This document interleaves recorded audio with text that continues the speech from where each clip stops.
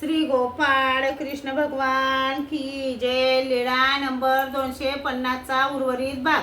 सर्वज्ञांनी पुन्हा विचारले, ताप का हो आला जीजी ते माहीत नाही. सर्वज्ञ म्हणाले, तुम्ही देवतेला शिव्या का दिलाय?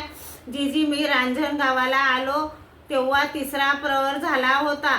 मुनाची वेळ टाळावी म्हणून एका देवळात गेलो, तेथे वाद्य वाजत होते. मग दुसऱ्या देवळात गेलो तर भोवती देवतांच्या मूर्ती होत्या. मग निराश झालो म्हणून शिव्या दिल्या. सर्वज्ञ म्हणाले, त्यांनी तुम्हाला तेथे ताप संचारला आणि इकडे आमच्याकडे घराणे करायला आल्या.